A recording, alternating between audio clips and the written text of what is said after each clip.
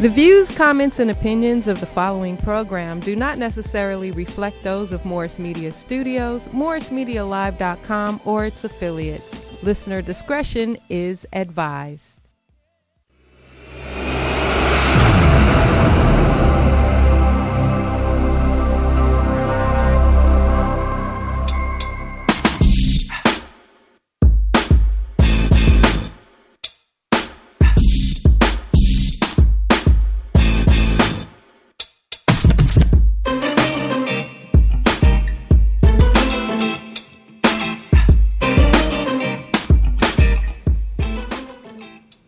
Coming at you all the way live. Welcome to Melanated Politics. I'm your host, Eric Clark. Thank you so much for tuning in. Joining me today are two good friends of mine, comedian Al Toomer and activist George Taylor. Welcome back to Melanated Politics. Good to be back, Ron. Thank you for having me. Yes. So how's everything? I was doing just fine about 30 minutes ago, man.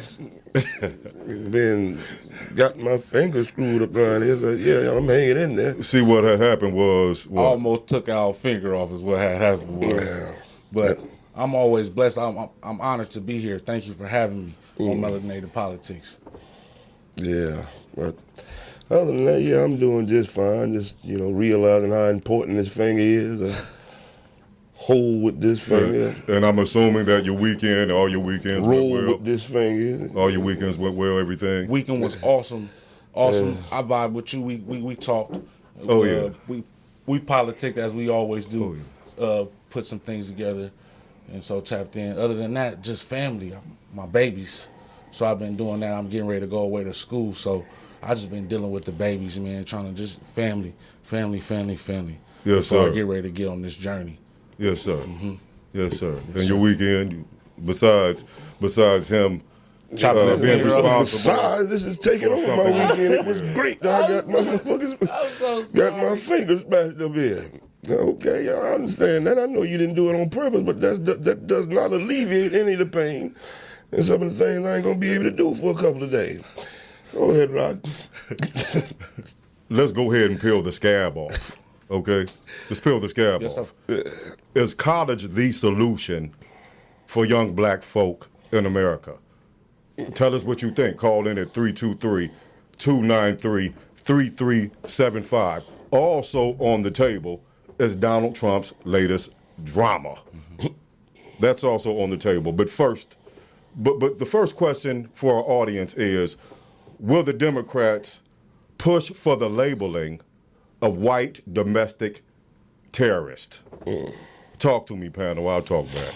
Yeah, well, I don't know about that, man. I doubt if they're gonna do that. I mean, we're coming up with a lot of controversies of it. I'm glad they're doing that at the Democratic Party. They ought to do it of both of them. As far as reparations and whether that should be called white terrorism, yeah, of course it should. But are they going to do it?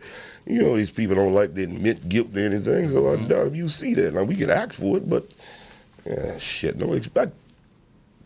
I'm going to agree when I was going to say the same thing. I doubt that it would happen because there's a certain accountability that Americans have to take. And so I don't think that the Democratic nor the Republican Party is ready to take that accountability, to take that responsibility and say, hey, we created these white domestic terrorists with the hate that we've spread it out and things like that. So one of the reasons why this particular question was put on the table on this Sunday afternoon, on the Sunday morning / afternoon, is because Democrats have always catered to the black political audience, those black folk that vote, because they know that's why reparations is an issue, which Melanated Politics talked about last week. But the Democrats seem to be consistent with regards to whatever black issues are. So for me, it's like, don't tell me that you care, show me that you care. A lot of Republicans are far right, okay? And we know about that. So that's why we had begged the question, will any Democrat that is elected, state, local, national, presidency, etc., will the Democrats push for the labeling of white domestic terrorist? Now, Let's peel the scab off. Yes, sir. When a black man kills a crowd of people, he's labeled as a thug. Labels are important. Yeah, very much so.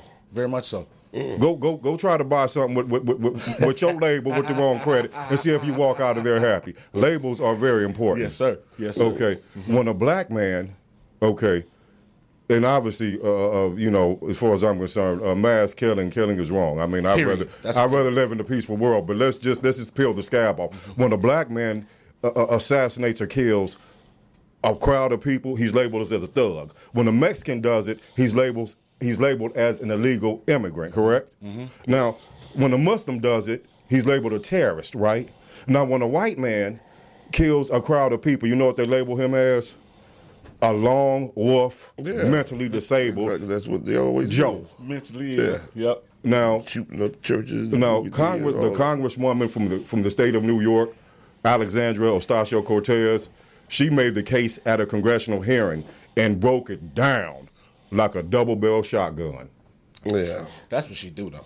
Dylan Roof, a 21-year-old white supremacist, entered the Emmanuel African Methodist Episcopal Church and murdered 9 African-American worshipers. Was that labeled as an incidence of domestic terrorism? I don't believe it was, but there's no question that it was. So it was, in your belief as a leader in this space, it was an incidence of domestic terrorism, but it was not labeled as such. That's correct. Was the white supremacist shooting at Pittsburgh Tree of Life Synagogue labeled as a domestic terrorist in this incident? I'm not aware that it was, although then Attorney General Sessions came out and called it that. But the charges that have been brought to bear and are currently playing out in court are not ones of terrorism. So despite all of that rhetoric that we were hearing, they weren't actually labeled, these white supremacist incidents were not labeled as domestic terrorist incidents. And I really dug into some of these distinctions. What was labeled as domestic terrorism? What was labeled as a hate crime? And I could not help but, as much as I tried to dig in and explain, I could not help but feel and see that attacks committed by Muslim Americans were almost automatically labeled as domestic terrorist incidents, yet white supremacist shooting after shooting after shooting is not. And I can't help but come to the conclusion that these labels, what's being labeled as terrorism, is almost exclusively coming down to the identity. And it seems as though white men invoking white supremacy and engaging in mass shootings are almost immune from being labeled domestic terrorists in their violence. Do you find similar patterns, Mr. Salim? I think when we look at, and I'll just call it what it is, the terrorism that has been perpetrated against not just Jewish communities, but against Muslim communities, against Christian communities in Charleston, against Sikh communities in Oak Creek, Wisconsin, and a range of other communities that organize based on race, national origin, ethnicity, color, etc. Like these acts that take lives, I don't know how you can label these actions in the eyes of the victims or the families or the communities that are affected anything other than acts of terrorism. Thank you very much. And one last line of questioning. Mr. Shout out. Shout out to Congresswoman Alexandria Ocasio-Cortez. Shout out. Let me go ahead and transfer and reinterpret what she's saying. Do not spit in my face and tell me that it's raining. That's a fact what she said. That's what she said. Let's not do that because, see, the white Columbine shooters, remember that? They shot the school up? Well, they were not labeled terrorists, correct? Am I correct? Facts. The white dude that dressed as Batman who shot up the movie theater. Was he addressed or labeled as a terrorist? Yes or no? He was mentally ill.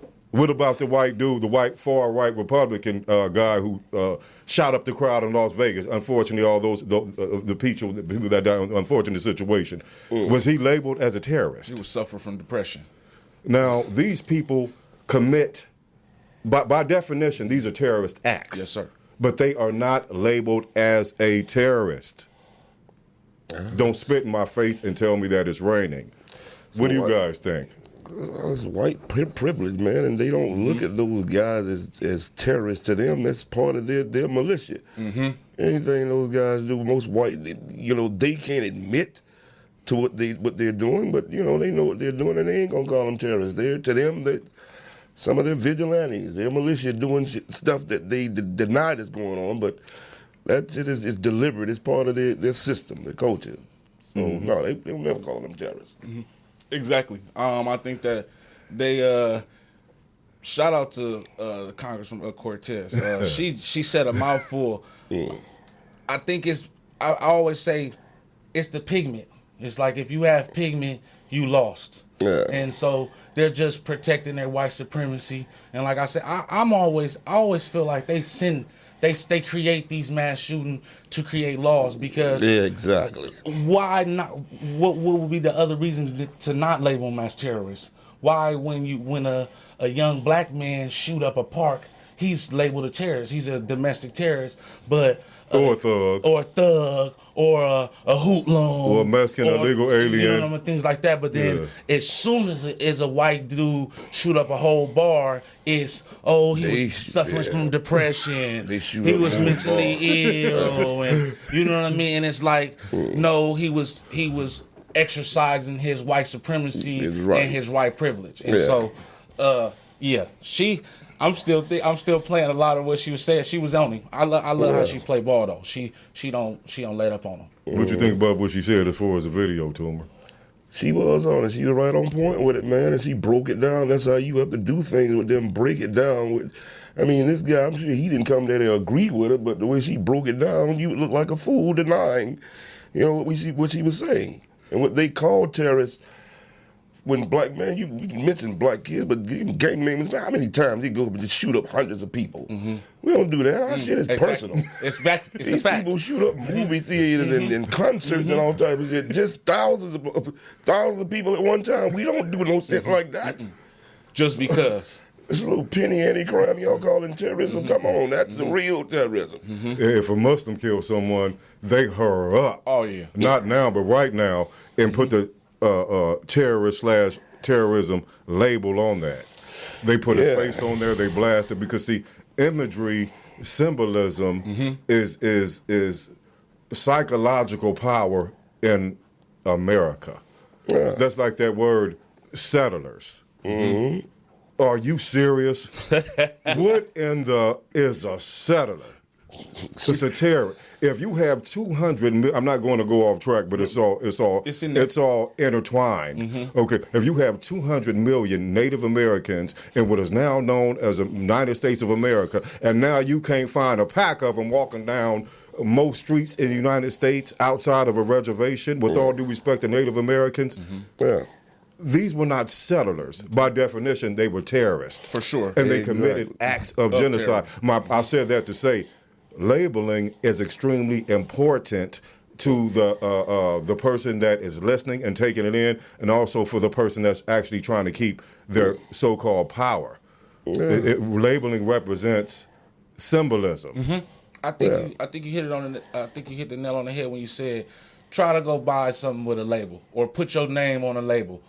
It matters. Your name is your label. If I put my name on a Pepsi can and try to sell it as mine, they gonna get me. You know what I mean? And so it needs to be a spade is a spade, as I was always taught. You know, if it's true, let it be true. If it apply, let it fly. If it's true, stay true. You know what I'm saying? So well, absolutely. Now, we have to talk about that snake in the grass. President Donald Trump. Donald John Trump. I don't even like to say his name. Donald John Trump. Now look, little tricky. This snake in the grass. He potentially may sign an executive order to go ahead and allow the citizenship question on the 2020 census. Okay, and we already know what that's about. That's used to. We already know what it's about. It's so that Republicans can keep their power and they can maintain their control because it's actually divvied up. Okay, it's divvied up with respect to all congressional seats.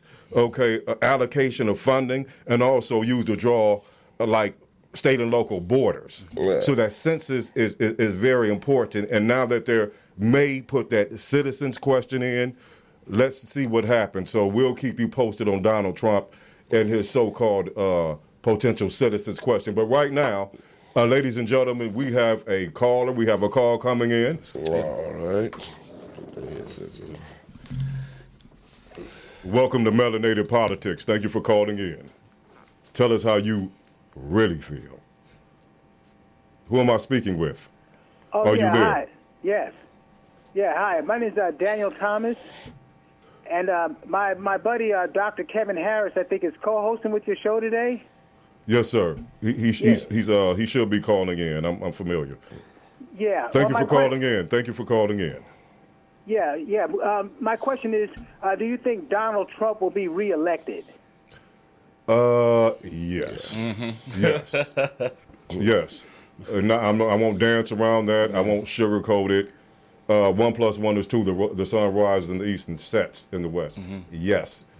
In my opinion, Donald Trump will be elected and he will serve 2 terms as the president of the United States of America. If not a third. Because he's talking about opening Not up leaving. bringing back the continuing terms. He talking about taking off the limit. So go ahead. Continue, young man. Go ahead with your questions. Okay. I guess the other question, you were talking about reparations for blacks. If that does come true, in what form do you think that would be?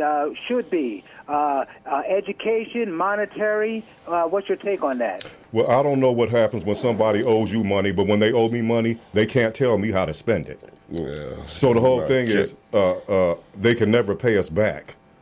They cannot pay us back for everything we have suffered. I won't go off into the details. You know, I know.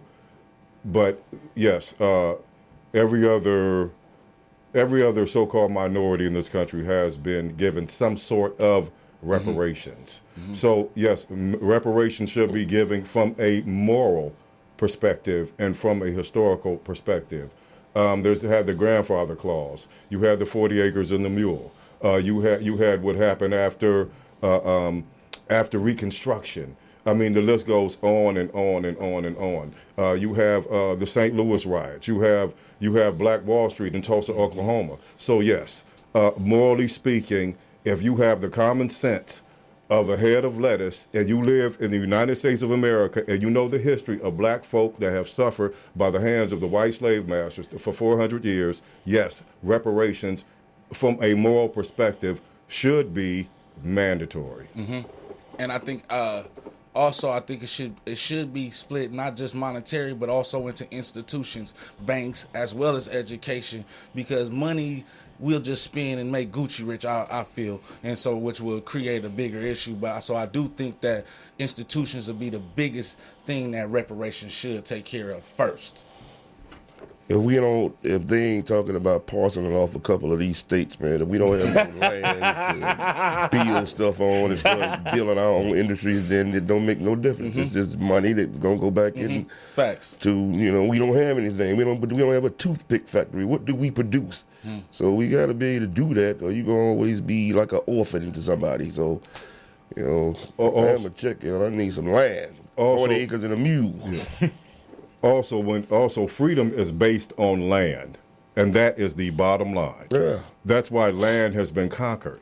Without land, you are not free. Period. That's why they take the money, and they buy the land, or they take the land. Freedom is based on land. If you do not have the land, where are you going to raise and build up your economy and your infrastructure and your culture for your future generation to come? So freedom is based on land. I agree with these two. They can never pay us back, but it would have to be in some sort of official land. And we need it all, though. We need monetary. We need land. We need institutions. I need a little bit of everything. Because y'all, like you said, they owe. Got in this system, we need. Sure. They gave out land. When they was coming over here taking up stuff, they was giving out hundreds of thousands of acres of land. So this game will never be balanced unless you start the monopoly game over. Families after families own all the land, and they gave it to them just for coming over here as white so-called settlers. So they owe us 7, 8 states, and not more. You can actually go. You can go online before we get to your next question, and thanks again for calling in. You can go online and actually see posters of white settlers, free land in Wyoming, free land in the Dakotas, free land, et cetera, in these different places. And also, I mentioned the grandfather clause. It was a time in America where if you were black, by law, you couldn't pass your land or your wealth down to your offspring. So anyway, hopefully we answered your question. And do you have any more questions before I let you go, young man? Oh, no. Hey, I love your show. I love the intellectual insight that you guys give. It's very stimulating, and I appreciate your time. Thank you so much. Thank you for calling in. Okay, thanks. Have a good day. Take care, my brother. Thank you. Thank you so much. Enjoy your Sunday. Well, there you have it. Yes, it was. There you have it. Yes. There you have it. Yeah.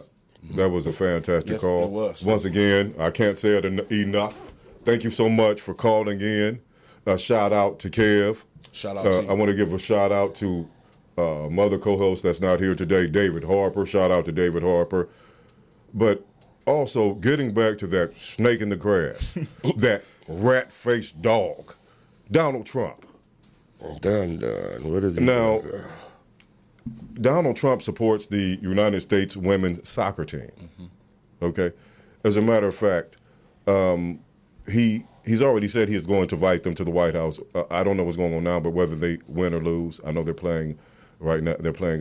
They're playing very, very soon, maybe in real time. I don't know that, but I do know that the U.S. women's soccer team is a team that Donald Trump supports wholeheartedly. However, they have a star soccer player named Megan, and she took a knee regarding the national anthem. She took a knee during the national anthem to show solidarity with Colin Kaepernick, to show solidarity and to have sympathy with minorities that have suffered through the hands of police violence and also discrimination, not only with respect to the African American community, but also other communities in this country as well. So let's just go ahead and show the real Donald Trump.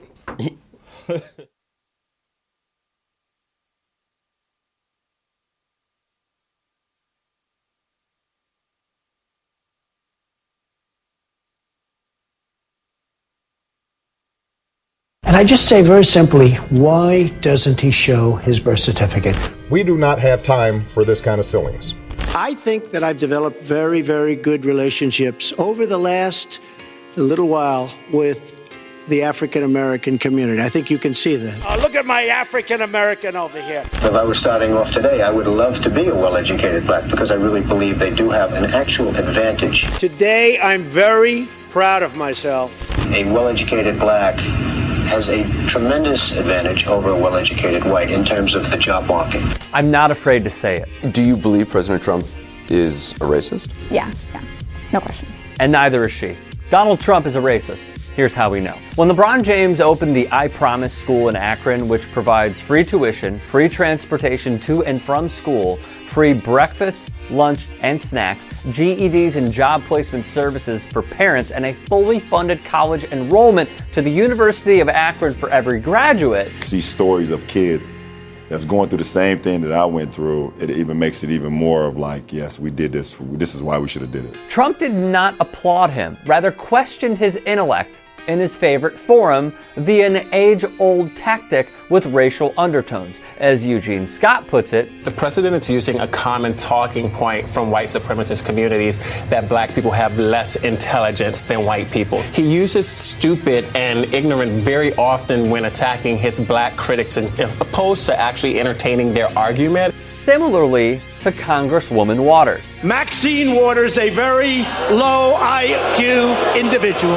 The language connects up with some of the deepest stereotypes about race that suffuse our culture, said Cal Berkeley law professor Ian Haney Lopez. When Colin Kaepernick protested for racial injustice along with Michael Bennett, Kenny Stills, and other NFL players, Trump said this. Wouldn't you love to see one of these NFL owners, when somebody disrespects our flag, to say, get that son of a bitch off the field? More racial undertones.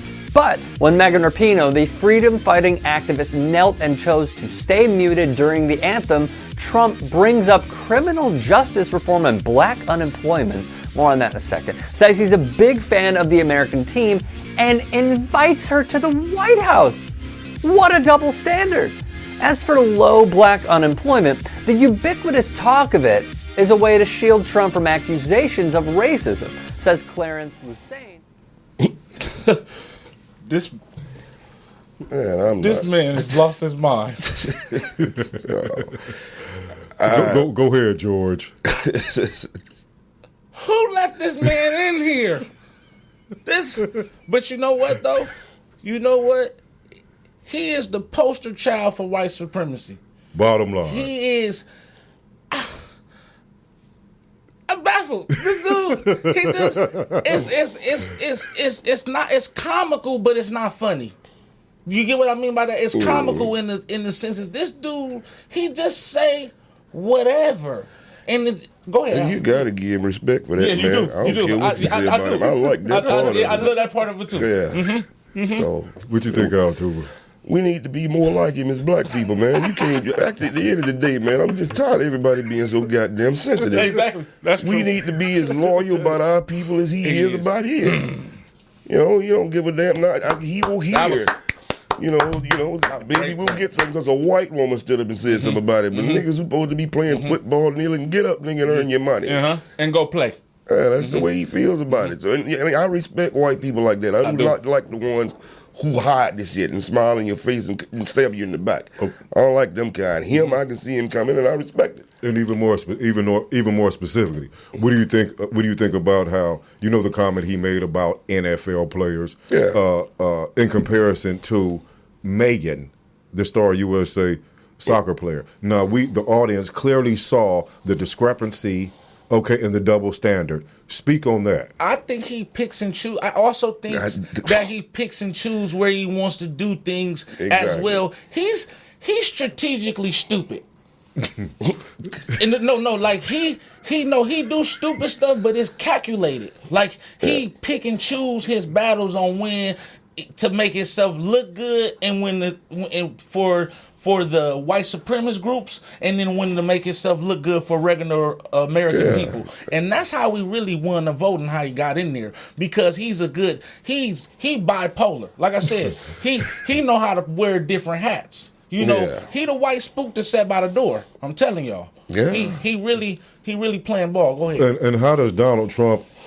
What similarities do Donald Trump and Malcolm X have, Altuve? What are the similarities between Donald Trump and Malcolm X? They're able to galvanize the masses of their people. They said Trump really, man, he studied this. It's called neuro-linguistics programming, where your language, man, is basically, it's enticing, it's hypnotic. It's basically giving you orders and stuff. That motherfucker talks. Even if you don't like him, he's still mesmerizing you and hypnotizing your head with his bullshit from the people who like him. And the ones can't stand him. If you sitting around talking about what this motherfucker doing, he got you. So, Malcolm was that type of that type of person, charismatic. And he has that. You said something last week that I think is worth repeating again. You said Donald Trump is who, like Malcolm is to who? Yeah, these poor white people's Malcolm X, broke white people. And the ones that are really rah-rah mad at black people because they ain't got shit. If you a broke motherfucker in America, you sorry motherfucker, you a lazy motherfucker, you a waste of the home jersey, which is white. All this privileges white people got. If you a failure as a white motherfucker, you wouldn't have stood a chance as a nigga. For sure. That's a fact. But I think that's what he's done, though. He's pulled the facts. I think he's pulled the wool out of that. Oh, it's just the niggas. Now it's everybody's suffering, and if you're not in this certain class range, then I'm pissing on you too as well. Yeah. And so that is what's really scaring the masses with him, is because it ain't just on the niggas. It was cool to have the niggas in the run over them, and it's cool to live in the ghetto, and it's cool that they're uneducated. But when people start to realize, like, hold on, he talk about me too. I'm under the power. I'm under that line as well. And so and he's really a hood motherfucker. Really, he got a lot of ghetto shit about him, man. Donald Trump got 5 kids with 3 different women. You got baby mama shit, motherfucker. If Obama had some shit like that, he never would have got in. What? They talk bad about him all the way He talk through about there. everybody. He grab women by the pussy. He'll All say that. fag. That's why he'll say what he want and don't give a damn. But listen, He's a man's man. And you get as a black person, you got them get cut down, called coon by your own people for representing what strength is. We want to steal the worst shit from white people. We don't see what they got that what really makes them. We ain't stole their savagery. We ain't stole their goddamn loyalty. We steal the bullshit from them and want them to give it. It's hard to goddamn sell across the land and kidnap motherfuckers, man, for hundreds of years. Come over and kill a whole goddamn nation of people up to do it. Them motherfuckers have earned the shit that they got. and you know the people that are, who are worse than the people who actually physically did it? The people who sat back and watched it. Yep. Yeah, it's just like the cops today who sit back, even black cops, you sit back and watch bad cops do shit and you know you in there with them, you got to in-house that shit. So if you sit back and watch that shit, even though you afraid for your own life, that's a lot of them, you get called a nigga lover or something, they fuck you worse than a black person. Yeah. So a lot of it was fear instilled in them, like you go along with this shit, and we gonna treat you like them. Well, instead of keeping it real, let's go ahead and keep it right. Donald Trump is one of the best things that ever happened to black folk. Matter of fact, let me say this. Donald Trump is the best thing that happened to black folk since Bobby Brown got back with New Edition. Hey, it snap you in reality. If you can't look at this motherfucker and realize where you stand, you just shit, you part of the problem. Hey. He letting you know exactly where it is. And it's Ain't got okay. no, and like I say, he's a charismatic motherfucker. All that shit we seen, boy, I guarantee you, if Trump was sitting at this goddamn table with us right now, he'd have a different tone. Oh, yeah. I bet you none of that shit would come out up here with us. You know what, though? You know what? He's so goofy. I don't know, man. I as long as he got a Secret Service with him. He wasn't you know disrespectful to Kanye West, and Kanye was in the house. I'm just saying he would speak to us on a different level. Different level, yeah. And fuck you niggas. And Yeah, all no. But also remember, I said he pick and choose who he wants to throw that white supremacist attitude to. Yeah. I think and that's why I also feel like he playing them as well.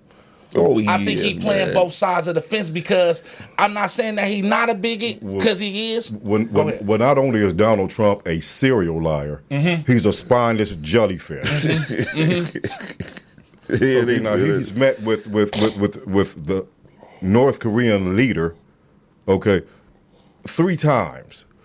The last time he met with the North Korean leader, he actually went to the DMZ and was the first American president to actually step foot in North Korea. Okay. But it was nothing but a photo op.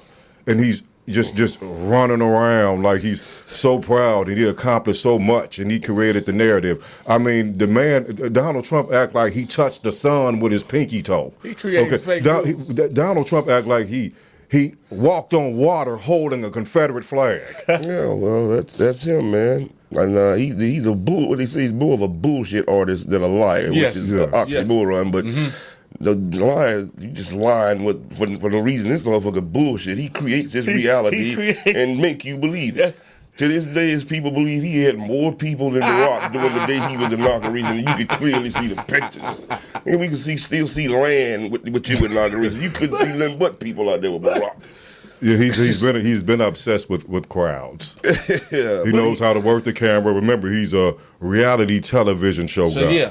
We know his dad was was arrested at a Klan rally. We get that. Okay, we know that he denied black folk in New York housing. We get that. He settled out of court. That's not no one's opinion. You can look it up. That's a fact. It's printed game. Okay, it's a fact. So, Donald Trump. And was that really racist? In the words of the late great Denny Green, Donald Trump is who we thought he was. Yeah. So we cannot let him off the hook. Was it really racist for him to refuse to rent to black people? Because, I mean, it had to be a certain, I mean, his properties, most of them have a certain value on it. So I'm not putting no Section 8 shit in my shit just to be able to have black. No, these are, I mean, these are not, this wasn't all just a Section 8 situation. What he did was, to be more specific, and to the audience, you can look it up, you can actually look it up yourself. The information is out there. But he instructed the people that worked for him to go ahead and put a C, obviously C for colored, for any applicant that tried to get it, that tried to rent from one of his properties, right? Yeah. Now this is not in the ghetto. This is not in the ghetto. These are not projects. Yeah. Okay, these are people that have means, people of means. Mm-hmm. Right. But the whole thing about it is, I mean, it's everywhere. It's on the news. It's on YouTube. Yeah, I know. But I'm saying is that he had will to do shit. But man, no matter what. If you could put ball players in there, to his thing, to certain white people, their stuff is devalued. It's almost like still not letting us come through the front door or something. If we're a part of it, they feel like it's devalued. And the thing is, if we had the opposite, if we had the power that they do, you can hire people. You can set your own neighborhood up and put who you want to put in there. Would you not discriminate and just put who you want in there? I don't know if I let anybody white come and that's racist for me to say. I'm with you though. But do you really want to let them in? I'm with you though, and I feel like it goes back to to integration and things like that. I feel like that's our biggest issue, is that we want to be accepted so much into their culture and everything. Let him be a bigot. Like, I remember when he was let him be a bigot and get your money. I feel, sticks and stones might break my bones, but words will never hurt me. But policy for sure will kill you. Yeah. Yes, they will. Okay. I like that one. But policy for sure. So just bringing it back home. Mm-hmm. Now going back to the video, we saw the double standard. Yeah. Okay. Facts. Donald Trump is still supported by white folk 85 to 90%, regardless of what comes out of his little raggedy mouth. 6% white women. So 60% white women. So as Toomer and I always discuss and can agree upon, black folk, if we were just as loyal to each other as these white folks are to Donald Trump, every black man and woman in America would be a multi-millionaire with a big smile on their face. Yep. And it's not to just say it's about money. Mm-hmm. As we discussed earlier, it's about the land. It's about the land. That's like, what would you rather, rent the place or own it? Facts. So it's about the land. Well, y'all know it's not cool to be black until it's cool to be black. So that's just usually how that go. And so there goes the latest Trump drama. Yes. Okay. Snake in the grass, huh? Snake in the grass. Matter of fact, Donald Trump, he's not a snake in the grass. He's a poison snake in the grass. Oh, man. Did you see his celebration for the 4th of July this year? Missile and all this, like, man. Listen, if you would have woke up, if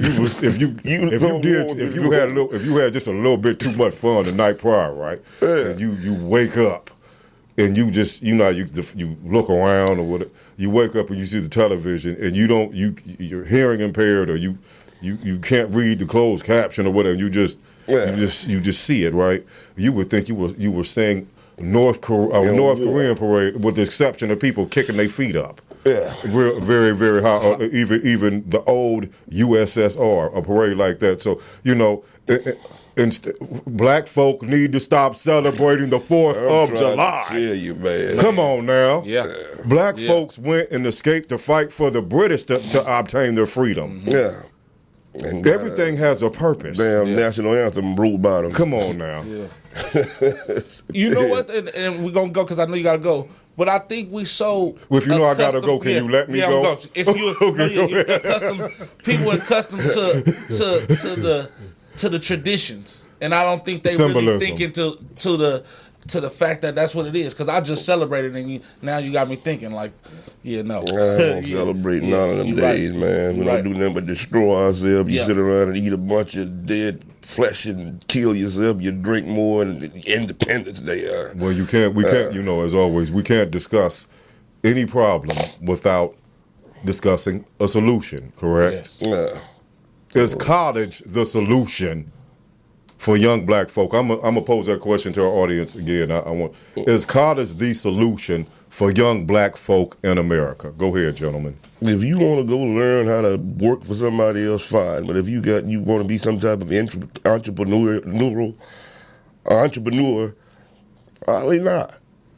You can go learn. It's just don't go take what you learn to be able to go apply it and become a boss yourself. But if you just going to do this shit to get a job and then get sit back in all type of debt, that's the best part about it. In some countries, they don't charge these citizens with no college education because it helps the country.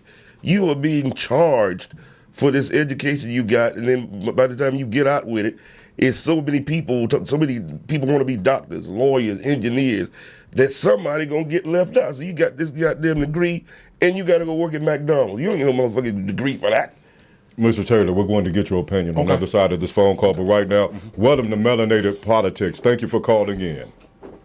Hello, Eric. Good morning. Good morning. This is Kevin. To whom am I? To whom do I have the pleasure of speaking with on this Sunday? This is your friend Kevin. How's it going, Eric? Hey, Kevin. All is well. I'm blessed with another breath, my brother. Thank you for calling. How are you today? How's your weekend been going thus far? Pretty good. Matter of fact, it was pretty productive, relatively speaking, so that's always a good one. I'd like to offer a little insight on a couple of things. And it's a great show so far this morning. You're having often a lot of insights and a lot of perspectives where we can consider. And when I try to make commentary, what I try to do is not really impose philosophy or my preferences. I try to just say things that are hopefully thought-provoking that can further the dialogue in more areas. I'd like to touch upon first of what you said about the push for Democrats for passing policy to address domestic terrorism. I think the thing with the right is what you have to do, and I'll touch on other topics, is really define policy where they're not able to practice cognitive dissonance, where they can see things one way when it applies to one, and they can't do it when it applies to others, like themselves. And I think the key to that would be to define policy where it's very specific and definitive to a point where racial lines become ambiguous based on who's actually committing the offense. And what I'm saying, a prime example of that in America, press and politics, during the Katrina, I saw two different newspapers that showed people surviving the storm. It showed a black family that was collecting supplies, necessities, not even luxury items, because you can't really carry a TV through a flood. That's not even feasible. But they referred to them as looters, and in the other paper they showed a white family doing the exact same thing, but it was described as collecting. And I think that was a real good example of the cognitive dissonance that's practiced in this country, where people are able to offer broad interpretations to mirror images of things. And I think policy has to be defined in a way where it crosses all demographics when the same offense is committed, where that kind of wiggle room is not offered in terms of articulating what you perceive. Next, I'd like to say something about Donald Trump. Al Toomer, hello, Brother Al. What's he up, really kid? touched upon Donald Trump. Donald Trump is what you call a mentalist. And a mentalist is someone who perceives that they have a superior mind, that they can use emotionally laden rhetoric to control the thoughts, emotions, and actions of others. And that's what Donald Trump does really well. If you ever notice his base, when he's talking to them, it's always a bunch of whooping and hollering people, because he appeals to that emotional side, which is in turn very illogical when it comes to looking at logical thinking. So he's really good at that. But the thing about Donald Trump, I think what we do wrong is pay attention to specifics to him. But we need to come up with a broad approach to Donald Trump. Yes, sir. Address what he says based on the validity and intent. Get rid of the emotional component, because it's going to be really to empower himself by making you emotionally reactive. If you notice he ever uses words, they always have like a lot of emotional aspects, like the name calling, Crooked Hillary, Paul Markov. It just can't be a person. It has to be a person with an aspect to them that engages an emotion out of you, which makes him feel empowered. And it really does work to steer the dialogue. I think with him, we have to really be more specific when we talk about him and not how he acts, but concentrate more on the content of what he's saying. What he's doing, yeah. And I think doing that and not engaging him emotionally will really disempower him because it makes his message really fruitless.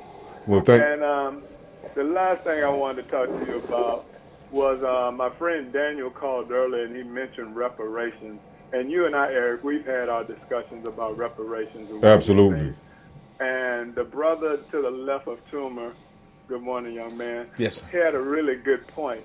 Reparations needs to be multifaceted. It needs to be in a way that's not monolithic and address one thing, but address all the aspects of systemic racism that we have faced as a people in this country. So my perception of reparations would be, first and foremost, education. It would be monetary, like you say, for the land to establish the infrastructure. It would need to be educational, guaranteed, with job placement attached, because education by itself is really serve a purpose unless you can matriculate into industries and different professional sectors. So I think that should be a portion of the educational aspect where you have guaranteed job placement for black kids in specific areas of study, and also on a generational basis. Okay, well, Kev, let me cut in here like we on the dance floor and you're with a woman you're not committed to. Let me cut in here. You don't even know the name of this song, brother. Kevin, as a college professor, and for those that don't know, Kevin is a dear friend of mine. Kevin, Al Toomer, and myself, we're very good friends. We've been hanging out like wet clothes. We've been hanging like bats for a long time. Kevin is a college professor, so as a college professor, we were asking the audience a question: is college the solution for young black folk in America? As a college professor, I need you to answer that. I don't have a lot of time, so maybe you can capsulize it for me if you don't mind, my dear brother. Is a college degree the solution for young black folk in America? Speak to that as a college professor, please. Okay, personally, I would see it as one of many solutions, but it's one that's entrenched with a lot of power in it in terms of having a generational effect. Number two, allowing black children to have many options in terms of the professional sectors that they are involved in. And also allowing people to have options where they can diversify their aspects of what they're doing. I think I'm having a can you still hear me, Eric? We can hear you. Go ahead. Go right ahead. Continue, please. Okay. But yeah, I think college in that degree, but I think a combination of vocations would be those for those who choose not to go to college. I wouldn't suggest that they didn't. To me, if you have the ability and opportunity, you should. But to be sure to engage in something that's going to be very feasible and useful in terms of establishing a career, also creating opportunities. And I also think what needs to be addressed in terms of involvement in professional sectors and job placement is also alleviating the financial burden. I think a look needs to be taken at how kids approach college, whether they could enable work study, financial aid, or do whatever they can to alleviate excess debt that they may not be able to pay early in a career until it matriculates into higher wage levels. But yeah, I'm definitely for it. I think that's a real systemic way to set a generational basis of poverty alleviation.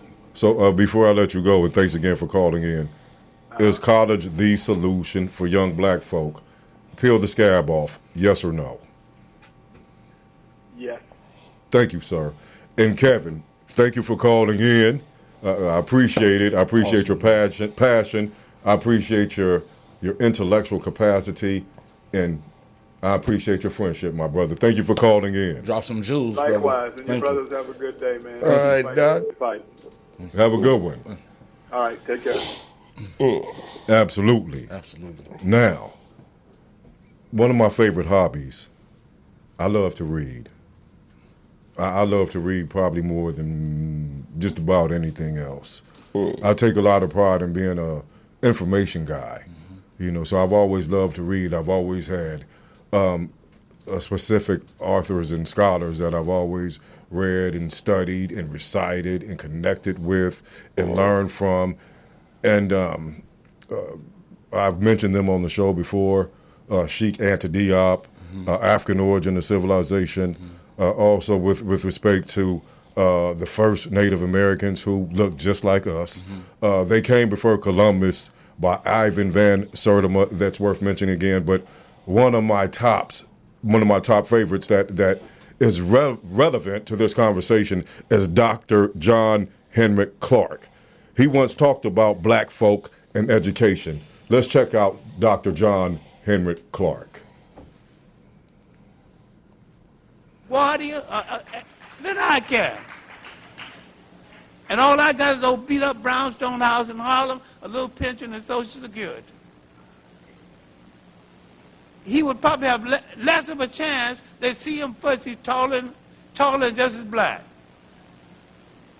I'm saying that you can change your position without changing your condition.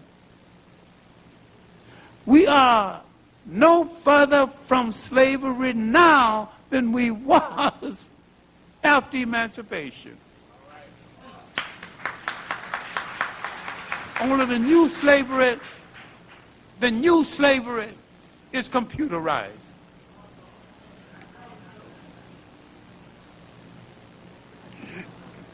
And you have the illusion that you're part of somebody else's thing because you cannot understand how some things were set in motion. You cannot understand the nature of education, otherwise you would not expect your enemies to educate your children. It's a contradiction in terms. If your enemy educate your children will come to power and take freedom. They won't ask for it, they will take it. If you educate to rule nation, then you will take a nation back. If Nelson Mandela had any kind of education or political sense, the first thing he would ask for is the return of the land.